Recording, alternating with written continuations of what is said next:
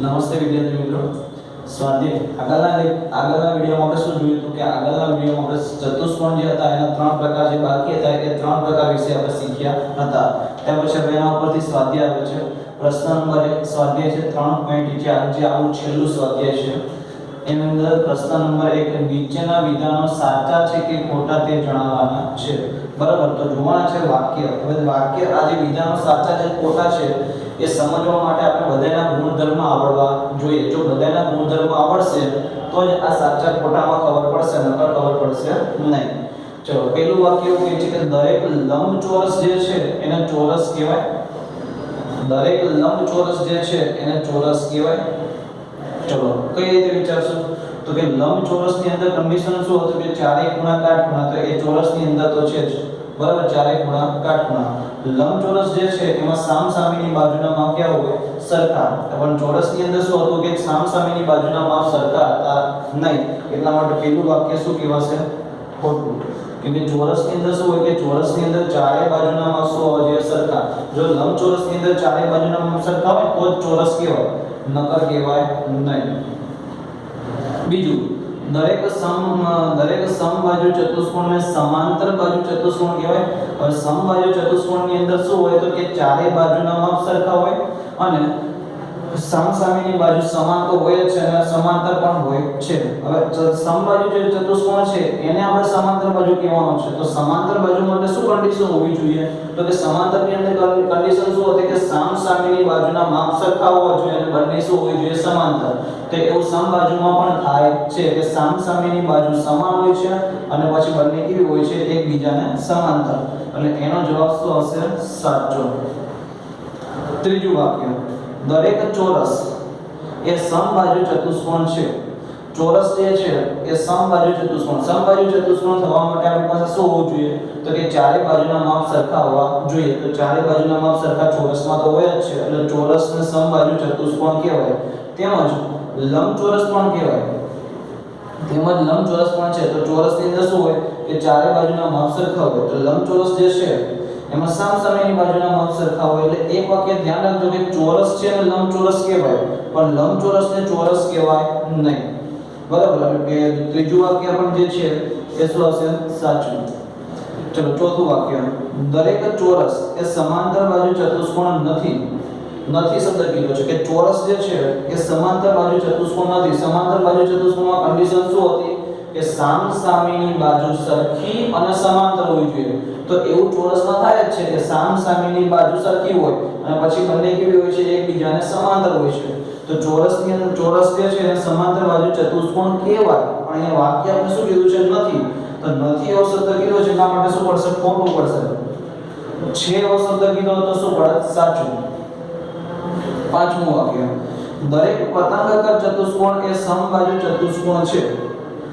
સમબાજુ ચતુષ્કોણ થવા માટે કન્ડિશન શું હોવી જોઈએ કે ચારેય બાજુના માપ સરખા હોવા જોઈએ. તો પતંગાકાર ચતુષ્કોણમાં ચારેય બાજુના માપ સરખા હોતા નથી. એમાં બે પાસેની બાજુના માપ કેવા હોય છે? સરખા હોય છે. એટલે એનો જવાબ શું થશે? ખોટો. ચલો છઠ્ઠામાં, દરેક સમબાજુ ચતુષ્કોણ એ પતંગાકાર ચતુષ્કોણ છે. હા, સાચું. કેમ? કેમ કે પતંગાકાર ચતુષ્કોણ હોવા માટે શું હોવું જોઈએ? તો કે બે પાસેની બાજુના માપ સરખા હોવા જોઈએ. અને સમબાજુમાં તો શું હોય છે કે ચારેય બાજુના માપ સરખા. એટલે નીચે બે બાજુ હોય એ પણ સરખી કહેવાય, ઉપરની બે બાજુ પણ સરખી કહેવાય. એટલા માટે એનો જવાબ શું હશે? સાચો. દરેક સમાંતર બાજુ ચતુષ્કોણ એ સમલંબ ચતુષ્કોણ છે. સમલંબ ચતુષ્કોણ થવા માટે કન્ડિશન શું હતી? તો કે સમલંબ ચતુષ્કોણ થવા માટે કન્ડિશન શું હતી કે સામસામેની એક જોડ સમાંતર હોવી જોઈએ. પરંતુ સમાંતર બાજુ ચતુષ્કોણની અંદર બંને જોડ સમાંતર હોય છે અને આપણે તો એક જ જોઈએ તે. એટલે જવાબ શું હશે? સાચો. દરેક ચોરસ એ સમલંબ ચતુષ્કોણ છે. સમલંબ માટે કન્ડિશન તો સામસામેની એક જોડ સમાંતર હોવી જોઈએ. તો ચોરસની અંદર પણ સામસામેની એક જોડ તો સમાંતર હોય જ છે. એટલા માટે ચોરસ છે ને સમલંબ કહેવાય. તો જવાબ શું હશે? સાચો.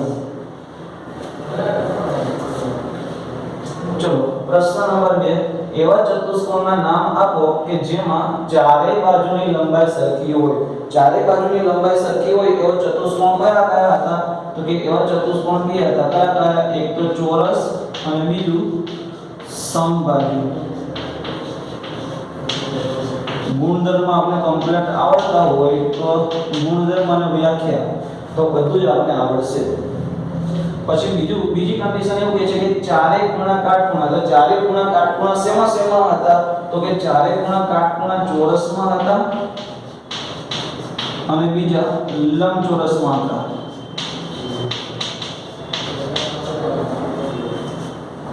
બરાબર ચલો ત્યાર પછી પ્રશ્ન નંબર 3 ની અંદર એવું કહે છે કે કેવી રીતે એક ચોરસ ચતુષ્કોણ થશે સમાંતર બાજુ ચતુષ્કોણ થશે સમલંબ ચતુષ્કોણ સમબાજુ ચતુષ્કોણ થશે અને લંબચોરસ થશે તે આપણે જણાવવાનું છે તો સૌથી પહેલી કન્ડિશન હું જણાવું છું કે ચતુષ્કોણ કઈ રીતે થાય તો કે ચોરસ ની અંદર શું છે ચાર બાજુ અને આપણે ચતુષ્કોણને ચતુષ્કોણની વ્યાખ્યા શું હતી કે જેમાં ચાર બાજુ હોય એને શું કહેવાય ચતુષ્કોણ તો ચોરસમાં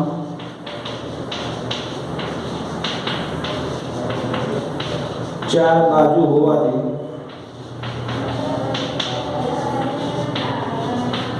તેને ચતુષ્કોણ કહેવાય ચલો બીજામાં એવું કીધું છે કે સમાંતર બાજુ ચતુષ્કોણમાં શું હતું કે સમાંતર બાજુ ચતુષ્કોણ થવા માટે શું હોવું જોઈએ તો કે સામસામેની બાજુઓની જે જોડ છે એ સમાન અને સમાંતર હોવી જોઈએ તો એવું ચોરસમાં છે એટલે શું આવશે કે ચોરસમાં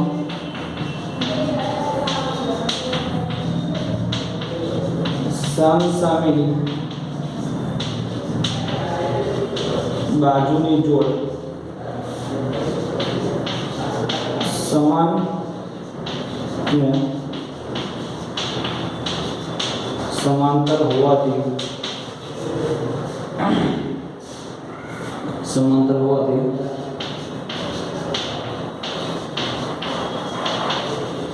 સમાંતર બાજુ ચતુષ્કોણ છે ત્યાર પછી ત્રીજી કન્ડિશનમાં શું છે તો ત્રીજી કન્ડિશનમાં સમબાજુ કીધું છે તો સમબાજુ શું કામ કહેવાય ચોરસને આપણે સમબાજુ શું કામ કહી શકીએ તો સમબાજુ કન્ડિશન થવા માટે શું હોવું જોઈએ તો કે સમબાજુ ચતુષ્કોણની કન્ડિશન એવી છે કે ચારે બાજુના માપ સરખા હોવા જોઈએ તે એવું ચોરસમાં છે એટલે ચોરસમાં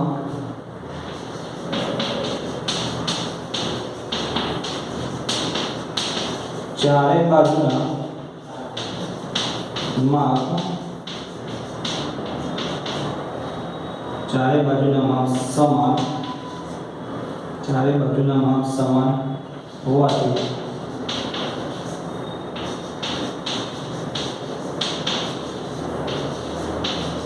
સમબાજુ ચતુષ્કોણ છે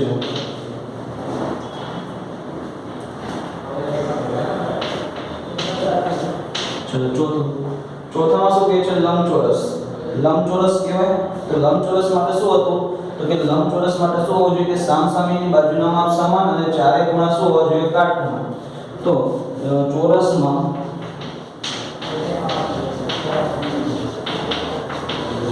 ચારે ખૂણા કાટખૂણા હોવાથી લંબચોરસ છે ચલો પ્રશ્ન નંબર 4 ની અંદર એવું કીધું છે કે નીચે દર્શાવેલા મુજબ વિકર્ણ ધરાવતા ચતુષ્કોણના નામ આપો मतलब કે નીચે જે આપણે વિકર્ણ કેવા આપના છે એના ઉપરથી ચતુષ્કોણના નામ લખવાના છે તો પહેલું જે છે તો પહેલાની અંદર આપણે શું આવશે તો કે પહેલું ચલો કયા ચતુષ્કોણના વિકર્ણ પરસ્પર દુભાગતા હતા તો કે સૌથી પહેલું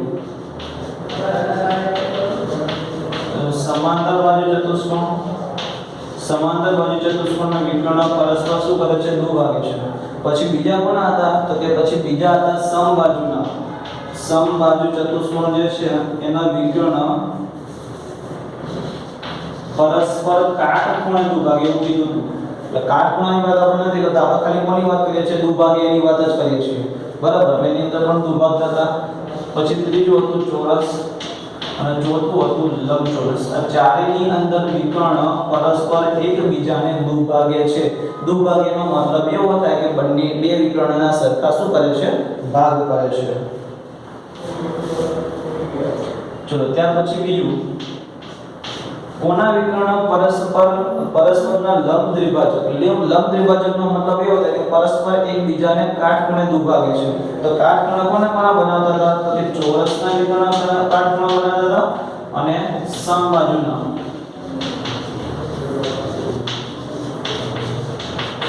બીજા એકના કાટખૂણા બનાવતા હતા નહીં. ચલો પછી ત્રીજું, કોના વિકર્ણ સમાન હતા?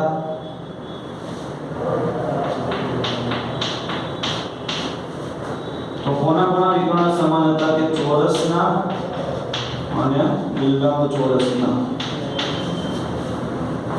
આજે આખું સ્વાધ્યાય છે કે સ્વાધ્યાય થિયરી રિલેટેડ છે. એટલે થિયરી આવડશે તો જ આપણે સ્વાધ્યાયમાં ખબર પડશે, બાકી ખબર પડવાની છે નહીં. એટલે થિયરી કમ્પલસરી મોઢે હોવી જોઈએ બધાની. ચલો પ્રશ્ન નંબર 5, લંબચોરસ એક બહિર્મુખ ચતુષ્કોણ છે, સમજાવો. તો એની અંદર બે કન્ડિશન છે. કઈ કઈ? તો કે સૌથી પહેલા કે લંબચોરસમાં દરેક ખૂણાનું માપ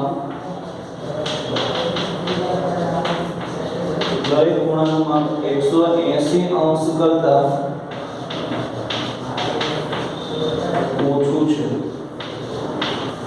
અને બીજી કન્ડિશન જે છે એ મેમ છે.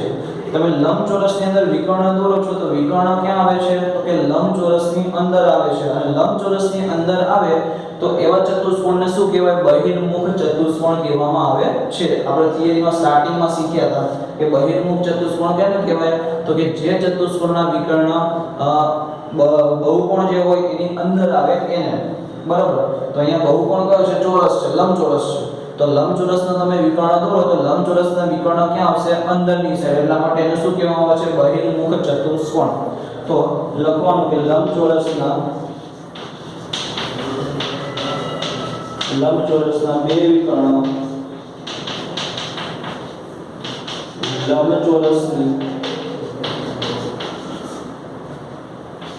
લંબચોરસની અંદરના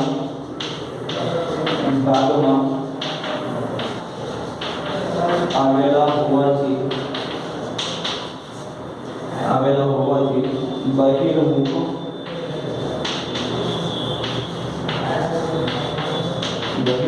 ચતુષ્કોણ કહેવાય. તો અહીંયા આપણું સ્વાધ્યાય પૂરું થાય છે, ચેપ્ટર પણ પૂરું થાય છે. તો જેથી કરીને દરેક વિદ્યાર્થી મિત્રોએ ચેપ્ટરની સંપૂર્ણ તૈયાર કરવી અને પરીક્ષા પણ આપવાની રહેશે. બરાબર?